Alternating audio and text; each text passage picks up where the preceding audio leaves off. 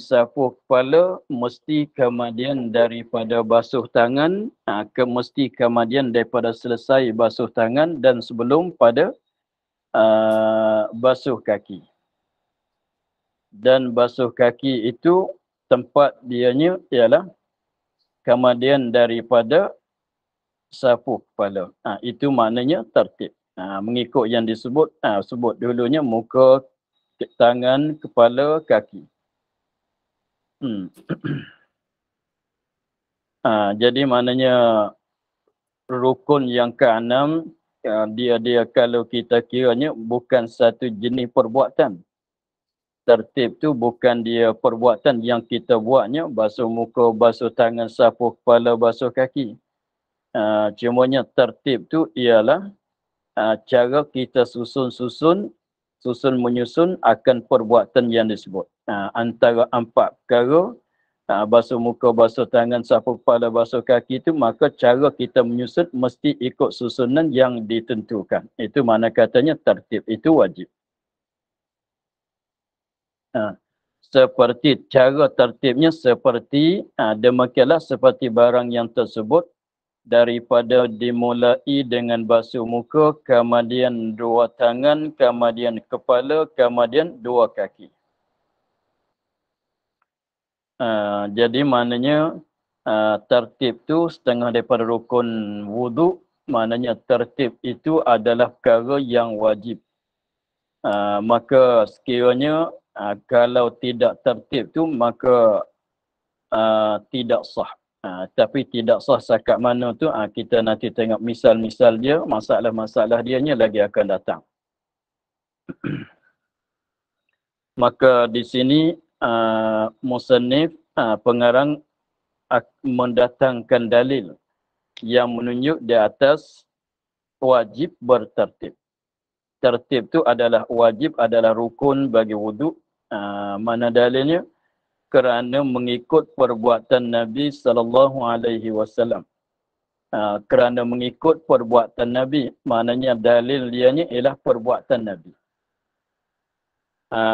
Dalil menunjuk di atas wajib bertertib ialah perbuatan Nabi. Nabi buatnya, wuduk yang dibuat, yang dikerjakan oleh Nabi-nya dimulai dengan basuh muka. Itu nak bilang yang wajib lah, tak menafi kata belum pada tu dia ada basuh tangan, itu yang sunat.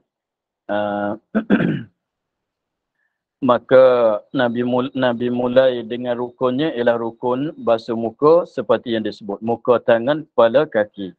Maka apabila Nabi buat begitu, maka fahamnya tertib tu ialah wajib. Sebab setiap kali Nabi mengambil wuduk tidak ada mendulukan basuh sapu kepala di atas basuh tangan masalan, tidak ada mendulukan basuh kaki di atas basuh muka masalan, tidak ada. Hanya setiap kali Nabi ambil wuduk, maka susunannya seperti kita maklum itulah. Maka itu jadi dalil. Serta khabar Nasa'i. Serta khabar Nasa'i, serta hadis yang diriwayat oleh Imam Nasa'i di dalam sunannya. Serta khabar tu hadis lah. Serta khabar An-Nasa'i, serta khabar yang diriwayatkan dia oleh Imam An-Nasa'i di dalam sunannya, kitab dia. Apa dia khabar? Ini pun dalil juga, dalil bagi wajib tertib juga. Sabda Nabi SAW, ibda'u bima bada'allahu bih. Ibda'u bima bada'allahu bihi. Mulai oleh kamu. Terjemahnya, mulai oleh kamu dengan barang yang dimulai Allah dengan dia.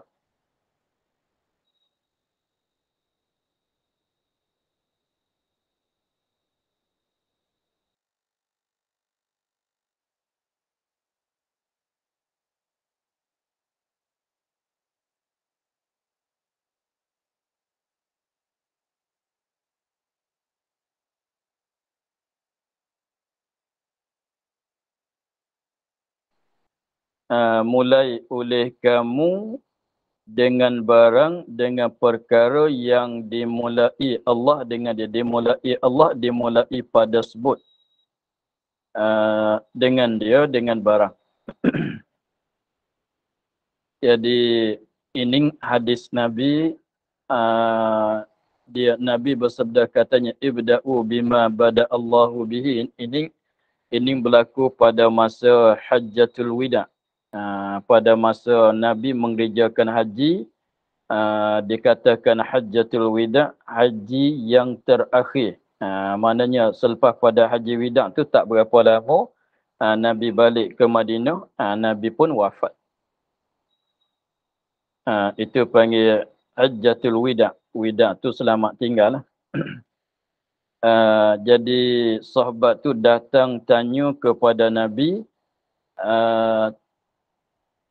ketika Nabi dan sahabat-sahabat Nabi mengerjakan haji, maka adalah seorang sahabat tu dia datang tanya kepada Nabi tentang si'in. Selepas pada tawaf tu ada si'in. Maka nak mulai dengan Safa ke nak mulai dengan Marwah? Nak mulai bersi'i, nak mulai di Bukit Safa ke nak mulai di Bukit Marwah? Nak mulai di Marwah dulu ke Safa dulu? Maka Nabi pun bersabda katanya, ibda'u bima bada Allahu bih. Mengikut apa yang disebut oleh Allah Ta'ala di dalam Al-Quran. Allah Ta'ala sebut yang mana? Sebut Safa dulu ke sebut Marwah dulu? Maka yang mana dulu, kita mulai di situlah.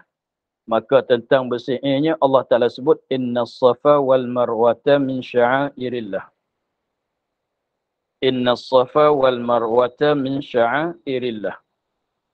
Kita hafal ayat itulah, boleh tahulah katanya mulai di Safa. Sebab ayat katanya, Nabi katanya, sebab sahabat dia tak tahu tu awal asal-asalnya nak mulai tausi'i di Safa ke nak mulai start berjalan tu di Bukit Safa ke nak bilang satu di Safa ke nak bilang satu, nak mulai di Marwah. Maka Nabi jawab katanya, nak mulai dengan yang mana, dengan apa, tengok yang disebut oleh Allah di dalam Al-Quran. Maka masalahnya, masalah si'in itu Allah Ta'ala sebut inna Safa wal Marwata. Maka faham katanya mulai di Safa. Begitu. Itu asal cerita Nabi. Boleh Nabi kata ibda'u bima bada Allahu bih. Tetapi walaupun cerita asalnya, sebab boleh Nabi nak kata ibda'u bima bada Allahu bihi ni, sahabat datang tanya kepada Nabi ketika mereka nak bersi'i. Adakah nak mulai dengan Safa dulu ke nak mulai dengan Marwah dulu? Maka Nabi jawab gitu. Tetapi di dalam kaedahnya, apa dia? Al-i'tibar bi'umumil lafzi la bi khususis sabab. Ada suatu kaedahnya di dalam usul fiqh, kaedah di dalam ilmu usulul fiqhnya ialah al-i'tibar bi'umumil lafzi la bi khususis sabab. Maksudnya al-i'tibar, kita i'tibar, kita berpegang, kita kira bi'umumil lafzi, dengan umum lafaz, umum perkataan. Kita tilik kepada umum perkataan Nabi, artinya ayat Al-Quran. La bi khususis sabab, tidak tilik kepada tentu sebab. Jadi maksudnya ibda'u bima bada Allahu bihi ni, kita tilik kepada umum oleh perkataan itu. Kita tak tilik kepada sebab Nabi bersabda. Kalau kita tilik kepada sebab Nabi bersabda, seperti cerita tadinya ialah tanya pasal Marwah dan Syi'in, itu Syi'in di Safa dan Marwah. Tak boleh kita nak guna pada bab wuduk. Tak boleh kita nak guna pada bab wuduk sebab yang Nabi bersabda dengan kata ibda'u bima bada Allah tu pasal haji. Pasal bersi'i pada haji ataunya umrah. Kita tak tilik kepada sebab Nabi kata. Ini kalau hadis, kita tak tilik kepada sebab turun ayat. Kita tidak tilik di situ, kita tidak aktibar, tidak pakai, tidak penting kepada sebab. Jadi la bi khususi sebab, maknanya kita tak tilik kepada ketentuan sebab. Datang hadis, datang turun Al-Quran. Sebab dianya, maknanya sebab boleh Nabi kata di sininya ialah pasal orang tanya tentang nak mulai pada bersih. Tapi kita tak tilik kepada di situ. Kita tilik kepada makna perkataan yang umum.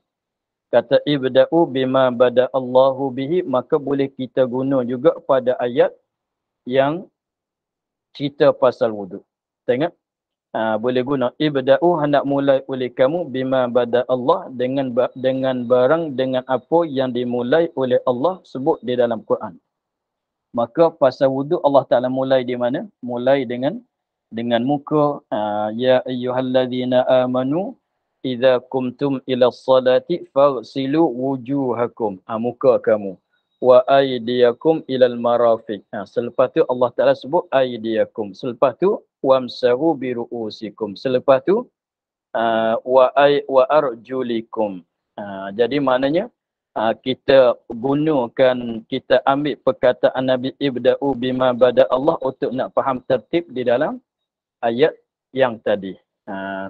Walaupun cerita asal cerita asal sebab Nabi kata ibda'u, orang tanya pasal nak mulai dalam bab syi'ir.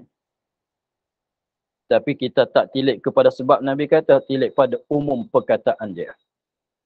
Jadi maknanya boleh ambil ibda'u bima bada Allahu bihi, itu boleh kita faham daripada ayat tadi. Faghsilu wujuhakum. Pertama kali Allah Ta'ala sebut muka. Kemudian wa aydiyakum ilal marafiq. Kali yang keduanya Allah Ta'ala sebutkan tangan. Wamsahu biru'usikum. Yang ketiga, sapuh oleh kamu dengan kepala kamu. Wa arjulikum, artinya wa arjulakum ilal ka'bain. Jadi maknanya pakai kaedahnya ibda'u bima bada Allahu bih. Itulah faham akan tertib daripada hadis, daripada ayat-ayatnya. Dalil bagi tertibnya ialah ayat tu juga, cumanya guna hadis untuk mentafsirkan akan ayat Quran.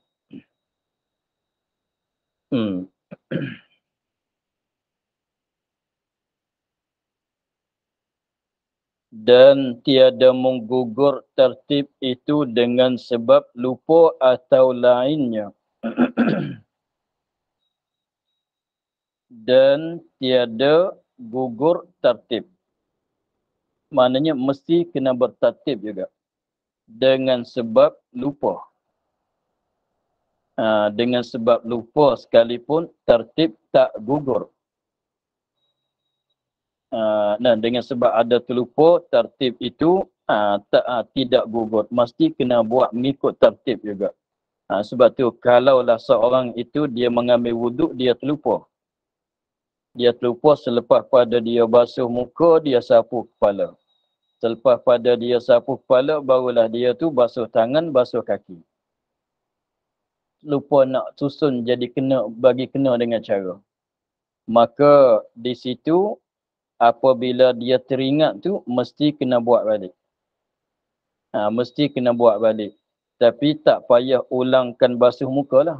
Sebab dia ni, kita katanya masalahnya dia basuh muka, sapu kepala, basuh tangan, basuh kaki. Maknanya basuh muka dimulai dengan basuh muka. Mana basuh muka tu jadi? Jadi sapu kepala jadi ke tidak? Tak jadi, sebab sapu kepala dia selepas pada basuh tangan. Bukan selepas pada basuh muka. Maknanya orang ini kalau apabila dia teringat tu, mana apabila dia teringat muka tak payah basuh sebab dah memadai. Maknanya dia basuh tangan, sapu kepala, basuh kaki. Jangan basuh tangan terus basuh kaki, tak sapu kepala pula. Begitu. Kalau begini, kalau dia basuh muka, basuh tangan, basuh kaki, sapu kepala. Basuh muka, basuh basuh muka, basuh tangan, basuh kaki, sapu kepala. Jadi kalau tak jadi, yang depan tu jadi. Mana? Basuh muka, basuh tangan. Jadi tak dua tu, itu jadi. Sebab basuh tangan kena dengan tempat dia. Tapi basuh kaki belum pada sapu kepala, itu tak kena. Jadi maknanya apabila dia teringat, apabila yang nak betul tu maknanya dia sapu kepala, basuh kaki. Sudah. Tak payah ulang basuh muka lah. Malaikat dia batal, tak kena ambil awal lah. Begitulah ceritanya. Tetapi kalau dia basuh tangan sampai ke dua siku, mulai dengan basuh tangan. Kemudian basuh kaki. Kemudian sapu kepala. Kemudian basuh muka. Maka yang memadainya basuh muka. Yang memadainya basuh muka. Jadi belum pada basuh muka tak dikira. Nanti dia caranya begitu. Bukan katanya apabila tak kena dengan tertib ambil awal, bukan begitu. Jadi kita sambung. Jadi contohnya kita katanya basuh muka tu yang akhir sekali. Yang akhir, yang last. Dia basuh tangan, dia basuh kaki, dia sapu kepala, dia basuh muka. Tetapi ketika dia basuh muka tu dia ada niat lah. Maka yang memadai itu apa dia? Basuh muka saja. Yang dibuat sebelum pada basuh muka tak dikira sebab tak kena dengan tempat. Sebab tertib-tertib ini apa dia? Buatkan suatu perkara bagi kena dengan tempat dia. Satu perkara kemudian pada satu perkara. Satu perkara sebelum pada suatu perkara kemudian pada suatu perkara. Jadi maknanya kalau nak cakap jadi pendeknya, tertib itu maknanya buat suatu perkara bagi kena dengan tempat dia. Bagi betul kena dengan tempat dia. Tengok, kita katanya kalau kalau solat pada rakaat yang pertama, selepas pada takbiratul ihram ada disunat baca doa iftitah, ada disunat baca a'udzubillah, ada diwajib baca Fatihah. Dan disunat baca surah.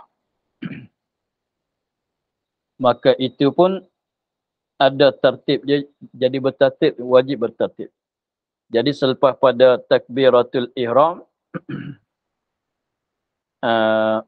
selepas pada takbiratul ihram, dia baca Fatihah dulu. Dia baca Fatihah.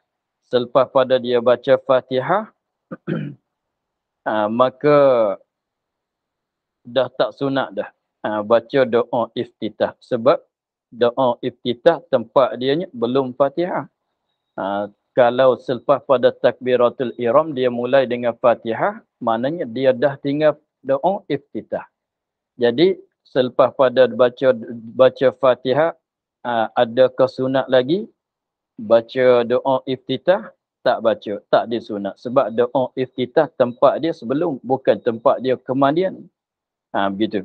Jadi maknanya dua perkataan nak kata pada tertib keadaan suatu perkara sebelum pada suatu perkara, artinya kemudian dan kemudian pada suatu perkara. Artinya tertib cara dia letakkan suatu perkara dibagi betul dengan tempat dia. Tempat dia mana? Tempat bagi basuh tangan, kemudian muka, belum kepala. Begitu. Sapu kepala tempat dianya, kemudian daripada basuh tangan, belum pada basuh kaki. Basuh muka, tempat dia, belum pada basuh tangan. Itu maknanya kita panggil kata tertib. Letakkan sesuatu bagi kena dengan tempat dia. Maka apabila pada misal tadinya dia basuh tangan, dia basuh kaki, dia sapu kepala, kemudian basuh muka. Maka apa dia? Basuh muka tu jadi. Yang sebelum tak dikirai. Kalau gitu. Tapi kalau dia mulai dengan basuh muka, kena dah di situ. Dia mulai dengan basuh muka. Maka betul lah. Betul lah katanya mulai dengan basuh muka tu dah betul. Dah kena dengan tepat dia. Selepas pada basuh muka, dia basuh kaki. Selepas pada basuh kaki, dia basuh tangan. Selepas tu dia sapu kepala. Maka yang jadinya basuh muka saja. Basuh tangan tak jadi sebab basuh tangan tu bukan lepas pada basuh kaki. Begitu. Satu lagi nak bagi rupanya, kalau dia mulai dengan basuh kaki. Selepas pada basuh kaki, dia basuh tangan. Selepas pada basuh tangan, dia basuh muka. Selepas tu sapu kepala. Ke bawah naik ke atas. Mula di kaki, naik ke tangan, naik ke muka, naik ke kepala. Rupanya begitu. Mana dia basuh kaki, kemudian dia basuh tangan, kemudian dia basuh muka, kemudian dia sapu kepala. Dia kata straight. Daripada bawah, straight naik ke atas. Cara dia. Maka, apa dia? Yang memadai itu ialah basuh muka juga. Yang memadai itu maknanya belum pada basuh muka, tak dikira. Soalan katanya, tak buat apa-apa lagi, belum pada basuh muka.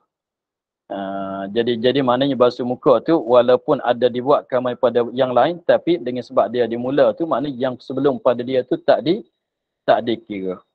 Begitu.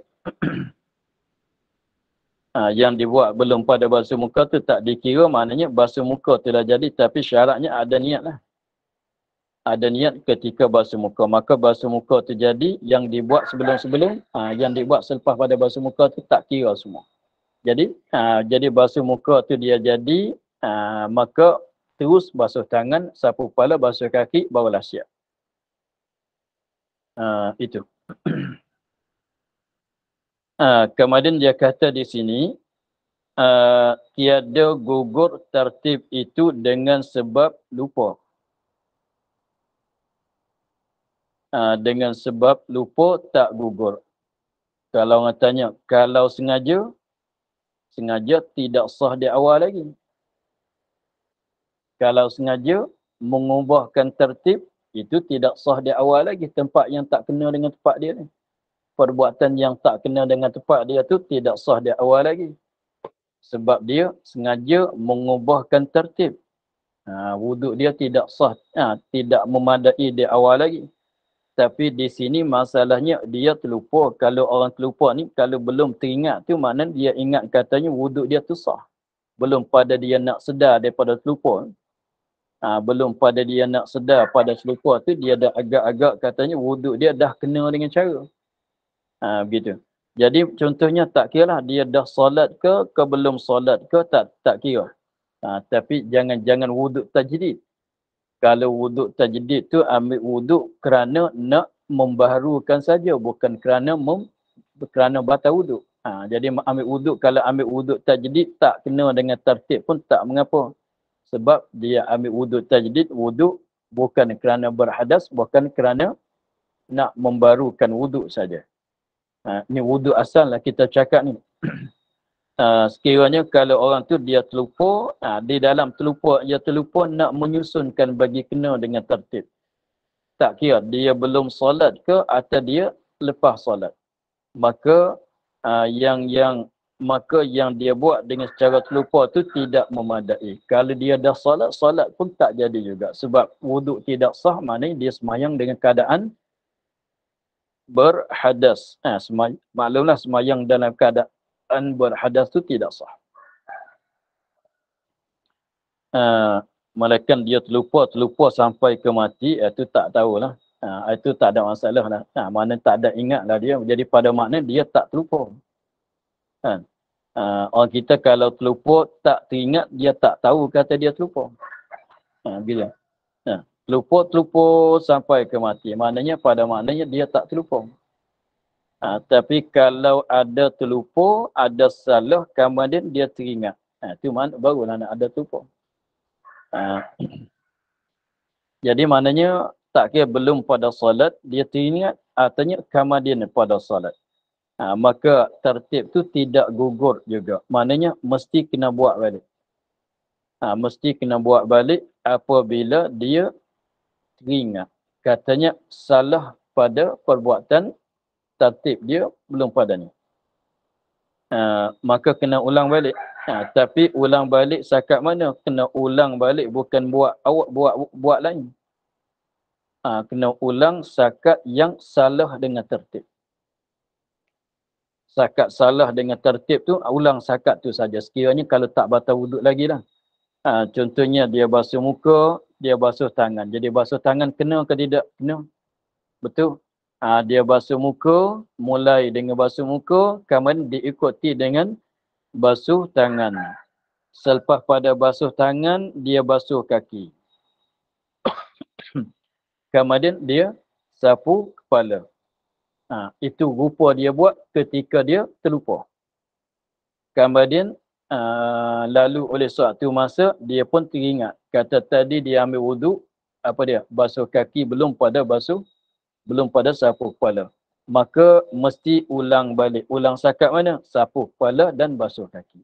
Maknanya tepat salah tu hingga akhir, itu mesti kena buat balik.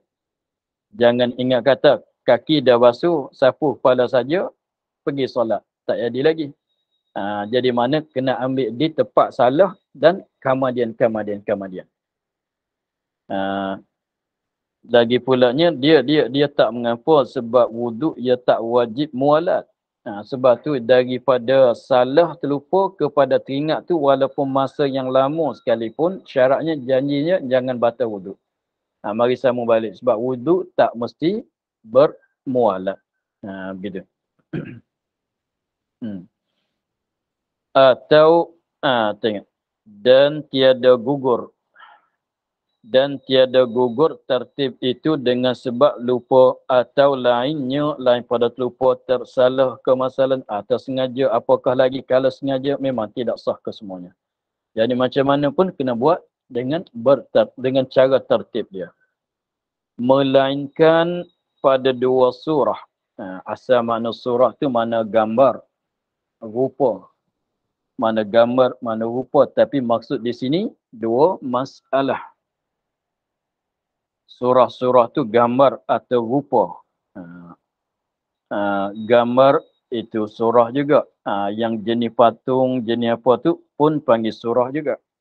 Tapi maksud dengan surah di sini ialah masalah.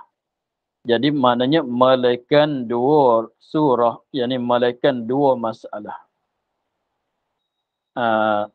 Maka pada dua masalah ini tak wajib ditertib.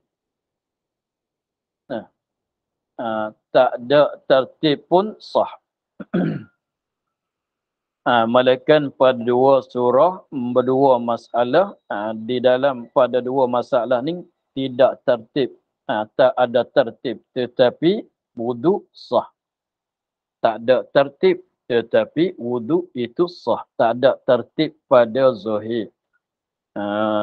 Mana dia dua surah dua masalah? Pertama apabila menyelam di dalam air. Apabila menyelam oleh seorang yang berhadas kecil. Apabila menyelam oleh seorang yang berhadas kecil, menyelam di dalam air. Menyelam di dalam air. Air itu sedikit atau banyak. Air yang dia menyelam tu air yang sedikit, maknanya tak sampai 2 kolah. Atau banyak, maknanya 2 kolah ke atas. Tapi dia menyelam dengan niat, jadi mana dia menyelam tu mesti kena ada niat lah. Dengan meniat raf'al hadas. Saja aku mengangkat hadas. Ataunya tahur suci daripada saja aku menyuci daripada hadas. Itu cara niat wuduk tu lah. Mana-mana cara. Atau niat janabah.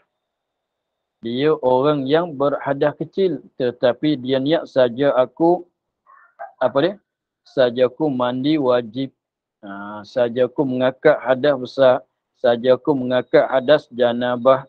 Tapi padahal dia batal wuduk saja. Niat janabah tu tersalah atau jalan salah. Jadi salah niat. Nak niat hadas kecil disebut hadas besar. Begitu.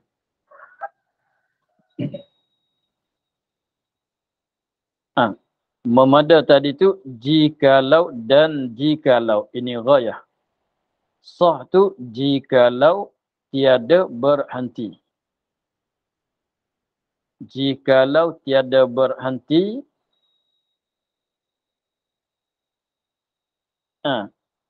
Jikalau tiada berhenti. Tiada berhenti ni maksudnya dia menyelam. Apabila terselam badan dia dalam air, terus dia bangun. Itu mana tiada berhenti.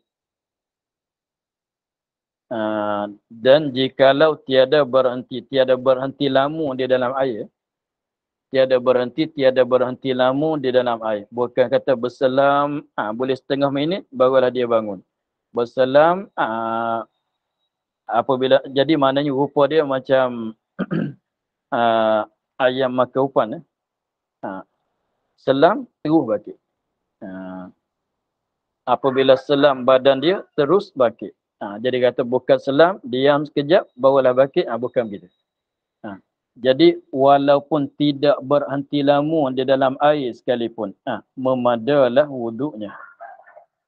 Wuduk itu memada. Tapi syaratnya ada niat. Syaratnya ada niat. Jangan selam saja-saja tak ada niat. Tak jadi wuduk lah. Jadi maknanya, tapi rupanya masalahnya dia begini. Nak niat tu bila? Ketika terselam oleh muka.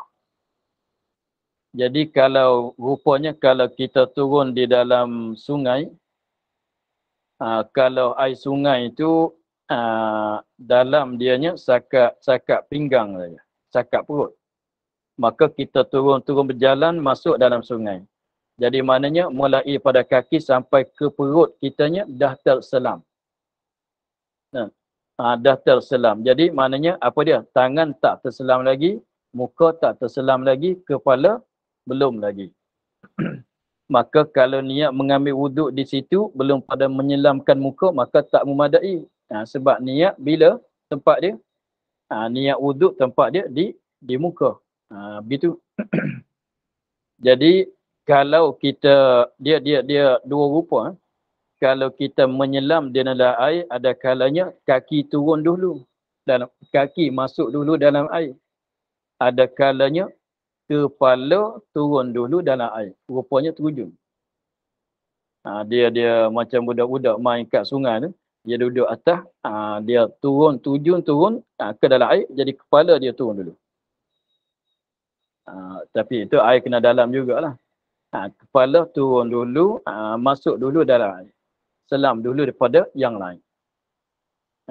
Kalau turun kaki dulunya, maknanya dia kena bagi selam kepada muka dia, dan ketika tu barulah dia niat wuduk.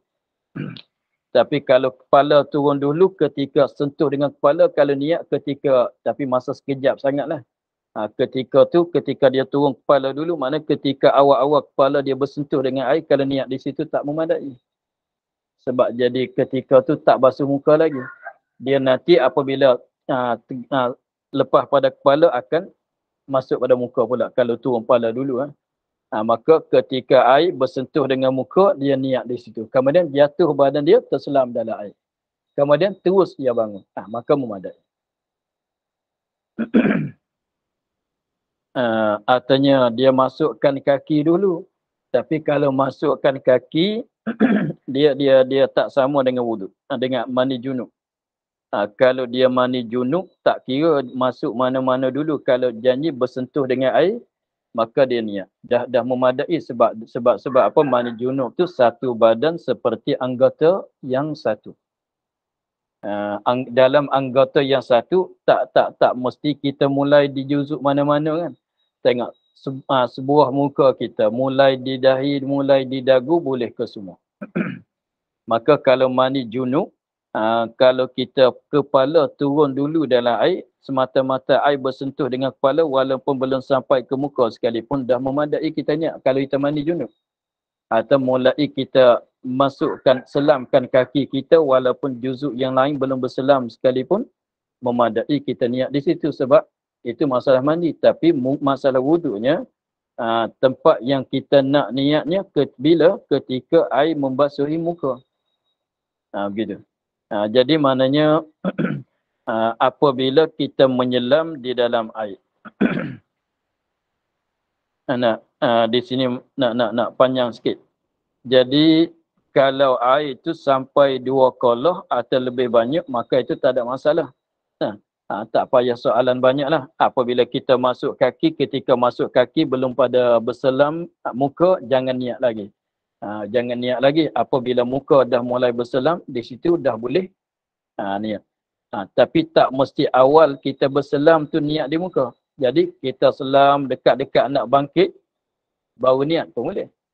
Bukan katanya apabila muka sentuh dengan air, mesti kena terus niat di situ. Itu tak mesti. Itu tak mesti. Kita kalau orang nafas panjangnya, dia boleh duduk dalam air tu 2-3 minit masalah. Dia berselam dalam air, apabila dekat-dekat dia nak bangkit, nak bangun, dia niat. Sahajaku mengambil wuduk, sahajaku mengangkat hadas kecil, terus bangkit. Dah memadai. Jadi, itu kalau air banyak tak ada masalah. Tetapi kalau air yang sedikit, air tak sampai 2 kolah. Lepas tu macam mana nak boleh selam? Adalah rupanya macam air tu diisi dalam tin. Tin tu nak macam tin minyak. Tin minyak yang 20 liter ni. Tapi air tak sampai 200 liter. Muatkan badan kita kan.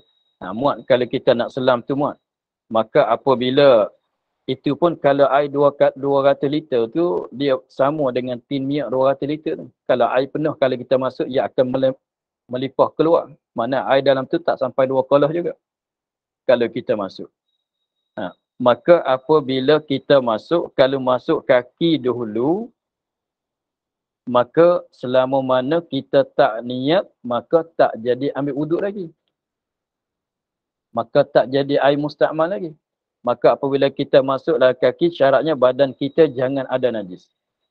Syaratnya badan kita jangan ada najis. Kita selam, masuk kaki, selam sampai lutut, sampai ke dada, sampai ke muka. Apabila muka tu terselam, boleh kita niat. Tapi apabila kita niat sakat muka, nak eloknya bagi tenggelam sebahagian daripada kepala. Barulah kita niat. Apabila niat di situ, maka sekaligus dia jadi terbasuh kesemuanya. Apabila kita bangkit keluar air itu dalam, jadi air yang dalam bekas dalam tin dan itu dah jadi mustakmal. Begitu. Itu masalah air yang sedikit. Tetapi kalau kita masuk muka dulu, kalau kita masuk kepala dulu dalam air yang tak sampai 2 kolah, kalau kita masuk kepala, turun kepala dulu. Apabila turun kepala dulu, apabila sampai ke muka saja kita niat. Belum sampai di tangan.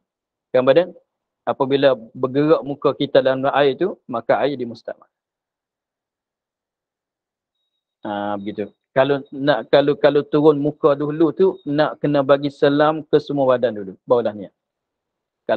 Kalau berselam, sakat muka, tangan, kepala, kaki belum terselam. Kita niat mengambil wuduk. Maknanya, air dalam tu dah jadi air mustakmal.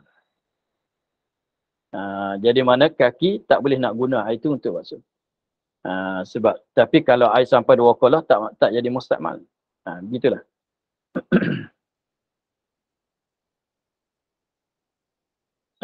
Tengok, dia katanya memadalah wuduknya kerana tertib pada takdir Kerana tertib ni, kerana hasil tertib juga.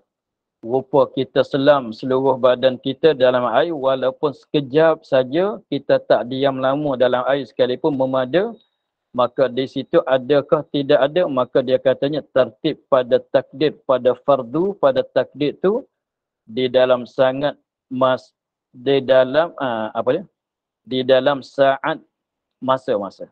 Dalam saat masa yang sedikit, yang pendek. Jadi maknanya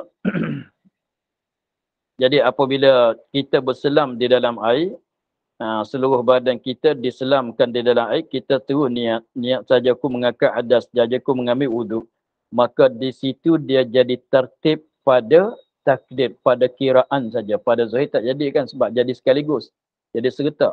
Tapi pada maknanya ada tertib. Jadi muka, jadi seolah kata kita menyelam di dalam air tu, jadi seolah kata dulu pertama kali kita basuh muka, kita basuh tangan, kita basuh kepala, basuh tangan, kemudian basuh kaki, kemudian sapu kepala, basuh muka, kemudian basuh tangan, kemudian sapu kepala, kemudian basuh kaki. Dalam masa yang cepat.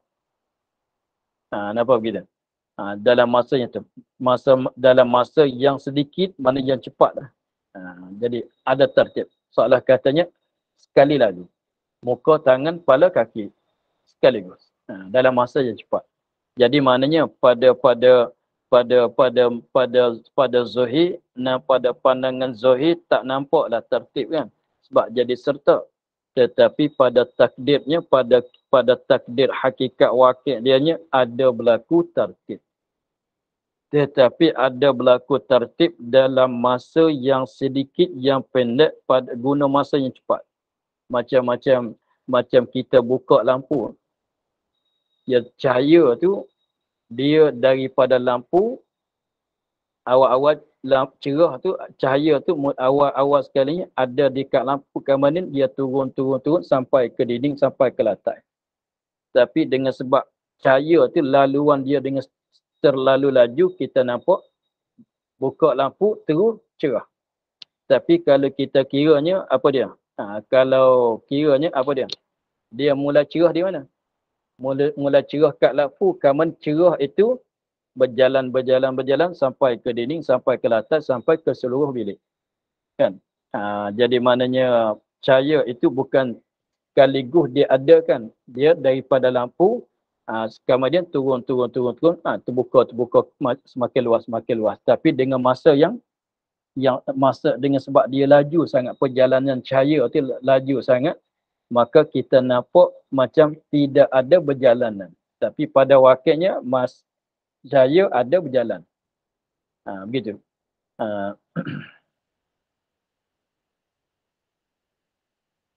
Tak sempat nak baca. Begitulah. Jadi pada masa kita menyelam tu mesti kena bergerak ke tidak, itu tak mesti. Kena gosok ke tidak, sekiranya kalau ada daki-daki, kalau tak gosok, tidak apa dia? Tidak sampai air, mestilah kena gosok. Mestilah kena begitu. Mereka kalau kita katanya biasanya tak payah gosok, tak payah kita gerakkan badan kita, semata-mata selam tu dah memadai. Itulah. Itu untung bagi kita. Sebab tu kita tengok tu setengah orang tu dia mandi dalam sungai. Air sakat. Adalah sakat pohon dia air. Tapi dia menghadap kepada kiblat, dia ambil air, berkumur, basuh tangan, basuh muka, basuh kaki, basuh tangan, sapu kepala, basuh kaki dia pula. Akak kaki letak atas batu, basuh kaki. Ambil air, jiruh kat kaki dia. Itu nampak tak tahu cara. Sebab tu kalau kita mandi dalam sungai, selam saja. Selam ni, sudah. Ni ada banyak, tengok kat kampung tu banyak. Dia mandi dalam sungai, air sakat lutut dia, atau sakat pohon dia, atau sakat perut dia, dia nak ambil wuduk, dia basuh tangan, berkumur, dia ambil air basuh muka 3 kali, ambil air basuh tangan, ambil air sapu kepala, kemudian cari tempat akak kaki pula. Atas pada air, ambil air sungai, jiruh atas kaki dia pula. Itu nampak menyusahkan diri. Sebab senang saja, selam saja. Tapi tak wajib. Kalau nak buat begitu pun boleh. Tapi menyusahlah. Begitu saja.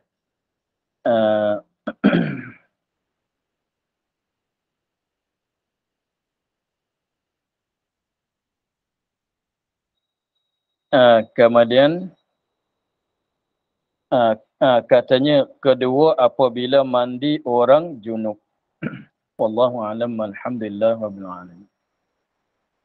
A'udzubillahi minasyaitonir rajim. Bismillahirrahmanirrahim. Alhamdulillah rabbil alamin wassalatu wassalamu ala asyrafil anbiya'i wal mursalin wa ala alihi wa sahbihi ajma'in. Allahumma iftah alaina futuhal arifin wa nawwir qulubana min nurikal karim wa ja'alna khalisatan liwajhikal karim.